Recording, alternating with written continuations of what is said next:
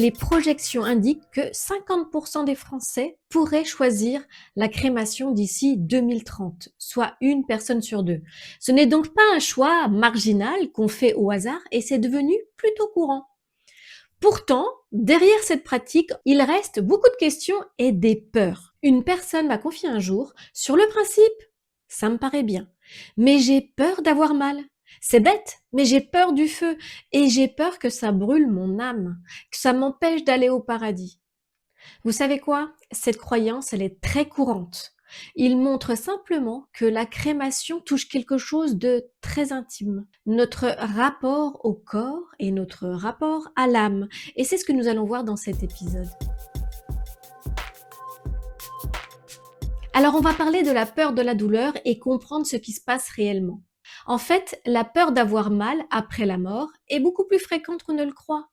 Le feu dans notre imaginaire, il est violent, il brûle, il nous détruit et on en a peur de notre vivant. Le projeter à notre mort nous renvoie à cette peur. Mais la douleur, sachez que c'est une expérience neurologique. Elle suppose que notre cerveau soit vivant, que notre système nerveux reste actif.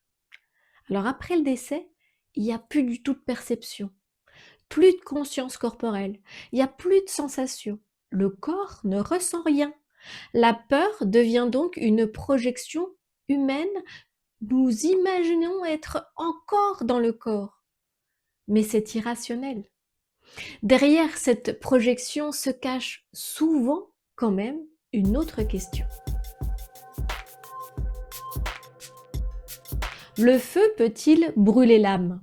Certaines personnes craignent vraiment que la crémation puisse brûler leur âme, perturber leur passage de l'autre côté, empêcher l'accès à un paradis.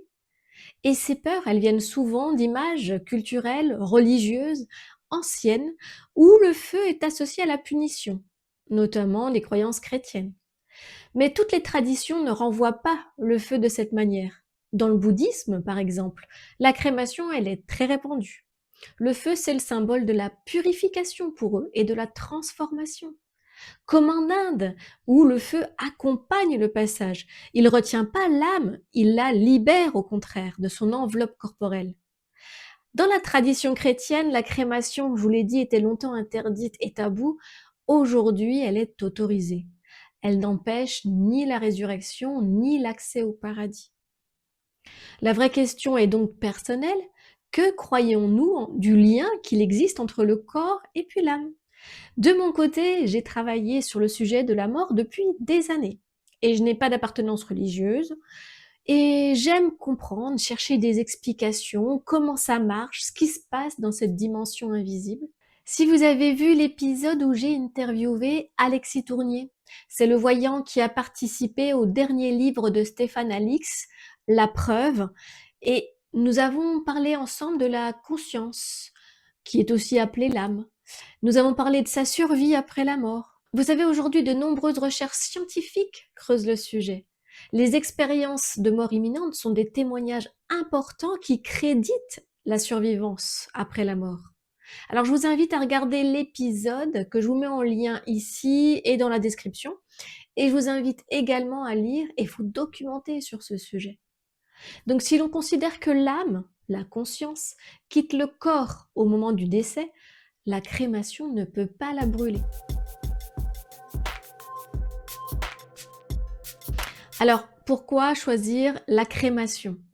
Vos motivations sont multiples et elles sont toutes légitimes. Il y a plutôt des raisons personnelles, parce que certaines personnes se disent que le corps n'est qu'une enveloppe. Elles veulent que ça soit simple, elles veulent pas de décomposition dans la durée, et l'idée de s'imaginer en terre, mangée par des petits insectes, ça les enchante pas trop.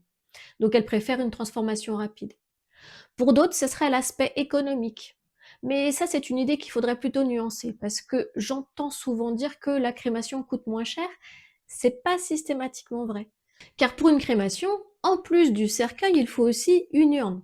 Et si on souhaite de toute façon être reposé en cimetière, un columbarium, une caverne, ce sont des concessions qu'il faut payer dans le temps. Seulement en cas de dispersion des cendres, on peut peut-être se dire que ça peut être l'option la plus économique. mais la dispersion n'est pas forcément la plus choisie. Alors finalement, le choix de la crémation, c'est pas automatiquement moins cher, il faut le savoir. Pour d'autres personnes, le choix de la crémation se fait pour des raisons écologiques. Et pareil, contrairement à ce que l'on pense, la crémation n'est pas automatiquement la plus écologique par rapport à l'inhumation. Une étude récente montre que les deux pratiques ont une empreinte carbone très proche. Ce qui pèse le plus dans les obsèques, c'est pas le feu, la consommation énergétique des fours, mais ce sont plutôt tous les choix annexes pour les obsèques, notamment la cérémonie. D'ailleurs, je vous ferai un épisode sur les cérémonies prochainement. Et petit rappel, pensez à vous abonner pour ne pas la rater. Et quand on parle crémation, on peut se poser la question de la cérémonie et de la destination des cendres. La crémation n'empêche effectivement aucune forme de cérémonie, qu'elle soit religieuse, laïque ou plutôt intime.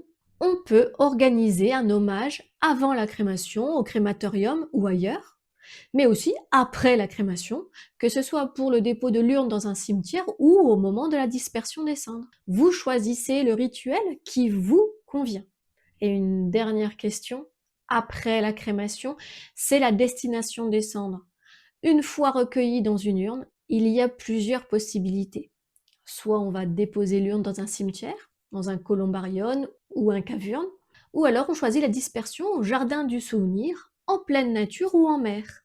Attention, la loi encadre strictement ces choix. Il faudra faire une déclaration en mairie pour tout ce qui est dispersion en nature ou en mer.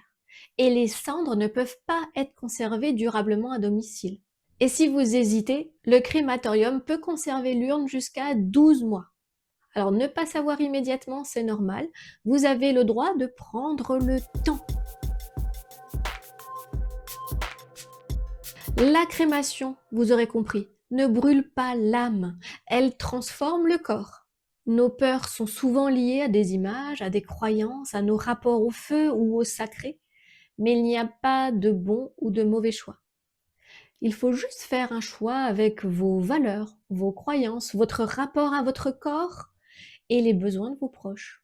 Donc pour les obsèques, l'important, ce n'est pas le choix entre crémation et inhumation, mais surtout ce que ça représente pour vous. Et dites-le, posez par écrit votre choix funéraire, c'est important pour être sûr qu'elle soit respectée. Et je vous dis à bientôt sur La Mort Autrement.